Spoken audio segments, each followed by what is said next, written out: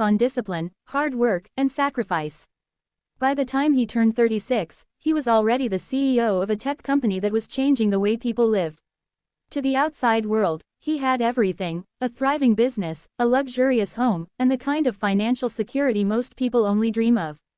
But behind the carefully tailored suits and powerful boardroom presence, Nathan's life was far lonelier than he let on. He was a single father, raising his 8-year-old daughter, Lily, after losing his wife in a tragic accident years earlier. For Nathan, Lily was the center of his world. Every late-night bedtime story, every rushed breakfast before school, every little note tucked into her lunchbox was his way of making up for the love she had lost. But even as he gave her everything he could, Nathan himself lived with an emptiness he never spoke about. Friends often told him to start dating again, to let someone into his heart. He always smiled politely and brushed it off, convinced that love, at least for him, was a chapter already closed. One evening, while sitting at dinner with his oldest friend, Daniel, the subject came up once again. Daniel was planning to attend a gala but couldn't make it due to last-minute travel. "Nathan, you should go in my place," Daniel urged. "It's just a charity dinner. I was supposed to meet someone there, a blind date, actually. Why don't you go instead? Who knows, maybe you'll enjoy yourself for once." At first, Nathan laughed it off. The idea of sitting across from a stranger, pretending to be interested, felt absurd. But Daniel persisted, and eventually, Nathan agreed. He told himself it was only dinner, nothing more. What harm could it do? When the evening of the gala arrived, Nathan dressed in his usual sharp suit, his mind still half on work. He arrived at the grand ballroom, expecting the usual glittering scene of wealth and elegance. He had been to countless charity events before, each one blending into the next: beautiful people, expensive wines, empty conversations. But when his eyes fell upon the young woman waiting at a small table near the corner, something in him paused. She didn't look like the others. While most of the guests sparkled in gowns and jewels, she wore a simple dress, elegant but modest, as though she had chosen it carefully but without extravagance. Her hair was pulled back neatly, and her hands rested nervously on the tablecloth. She glanced up when she saw him approaching, and for a moment, Nathan forgot how to breathe. Her eyes carried a quiet strength, a softness that seemed untouched by the superficial glamour of the room. "Hi, I'm Nathan," he said, offering his hand. She smiled, and that single moment felt like sunlight breaking through clouds. "I'm Emily." The conversation began with small talk: where they were from, what brought them there. But soon, Nathan found himself listening more intently than he had in years. Emily wasn't like anyone he had met in his world of business and wealth. She worked as a teacher's assistant at a local elementary school, earning just enough to cover her modest rent and expenses. She spoke about her love for children, her dream of someday running her own little community center where kids from struggling families could find encouragement and hope. Nathan was fascinated. There was no pretension in her voice, no hidden agenda. When she laughed, it was genuine. When she spoke, it came from a place of compassion and sincerity.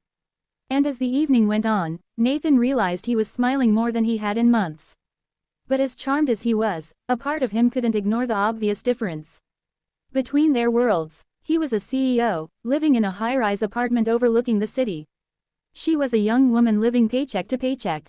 Could something real truly exist between two people so different?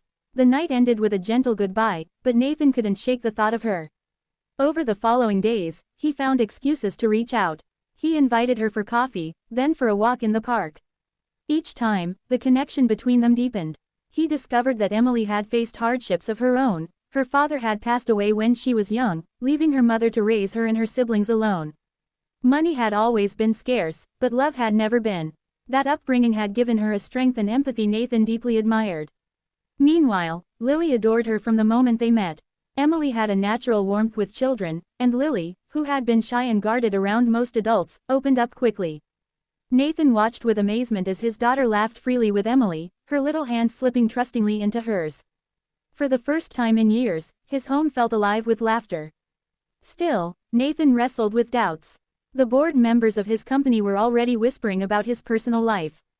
They expected their CEO to maintain a certain image, and dating a poor girl, as some crudely put it, didn't fit the picture. Friends warned him not to get too serious, suggesting that Emily might be after his money. But in his heart, Nathan knew otherwise. Emily had never asked for anything, never hinted at his wealth, never treated him as anything other than a man, a father, and a friend. One evening, after a long day, Nathan sat on the balcony of his apartment, looking out at the city lights. Emily had joined him for dinner, and now she was sitting quietly beside him, sipping tea. He turned to her, words he had kept buried rising to the surface. "Emily, I don't know where this is going. All I know is that when I'm with you, I feel something I thought I'd lost forever. You make me believe in love again." Her eyes softened, and she reached for his hand. "Nathan, I don't care about the world you come from. I care about the man sitting in front of me, the father who loves his daughter more than anything, the man who listens, who laughs, who sees people for who they are. That's the man I'm falling for." In that moment, Nathan felt something shift within him. The fear of judgment, the weight of expectations, all of it faded. He leaned in, and under the quiet glow of the city, their lips met for the first time. From then on, Nathan stopped hiding their relationship. He brought Emily into his life openly, introducing her not just to his daughter but also to the people who mattered most to him. Some accepted her immediately, others with hesitation, but Nathan no longer cared. For the first time in years, he was truly happy. Months later, on a warm spring afternoon, Nathan surprised Emily by taking her to the site of an old, abandoned building in the city. Confused, she followed him inside, where a group of workers were waiting. "This," Nathan said with a smile, "is going to be your community center. For kids who need a place to learn, to dream, to be safe. I want to help you make your dream a reality." Tears filled Emily's eyes as she realized the depth of his gesture. It wasn't about money, it was about him believing in her vision, about wanting to build a future together. Nathan knelt down then, pulling a small velvet box from his pocket. Lily, grinning from ear to ear, handed it to Emily. "Will you marry my dad?" she asked innocently. Emily's hands trembled as she opened the box, revealing a simple but beautiful ring. She looked at Nathan, her heart overflowing, and whispered, "Yes." And so, the man who had once believed love was lost found it again in the most unexpected way, through a blind date meant for someone else, through a woman who had nothing to offer but her heart, and through the simple truth that love knows no boundaries of wealth or status. Nathan, Emily, and Lily built a life together filled not with luxury or perfection, but with laughter, love, and the kind of happiness that no amount of money could ever buy. Because in the end, love doesn't measure the size of a bank account or the grandeur of a home. Love is found in the moments that make you feel alive, in the people who see you for who you truly are, and in the courage to open your heart when you least expect it. And for Nathan Carter, a single dad who went on a blind date for a friend, it was love at first sight, love that would change his life forever.